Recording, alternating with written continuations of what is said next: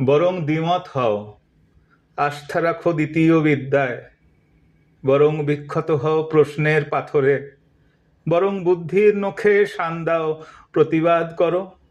অন্তত আজ যাই করো, সমস্ত কথায় অনায়াসে সম্মতি দিও না।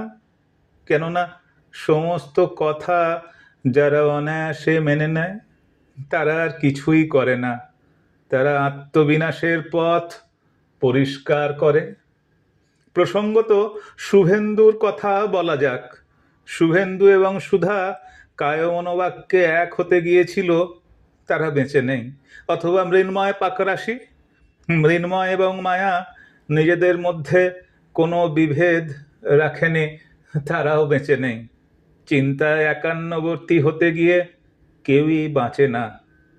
যে যার আপন রঙ্গে বেঁচে থাকা ভালো এই জেনে, মিলিত মৃত্যুর থেকে বেঁচে থাকা ভালো এই জেনে। তাহলে দ্বিমত হও, আস্থা রাখো দ্বিতীয় বিদ্যায়, তাহলে বিক্ষত হও তর্কের পাথরে, তাহলে শানিত করো বুদ্ধির নখর, প্রতিবাদ করো। ওই দেখো কয়েকটি অতিবাদী স্থির অভিন্ন কল্পনা বুদ্ধি যুবক যুবতী হেঁটে যায়, পরস্পরের সব ইচ্ছায় সহজে ওরা দিয়েছে সম্মতি। ওরা আর তাকাবে না ফিরে, ওরা একমত হবে, ওরা একমত হবে, ওরা একমত হতে হতে কুতুবে সিঁড়িবে, ঊর্ধ্বে উঠে যাবে, লাফ দেবে শূন্যের শরীরে।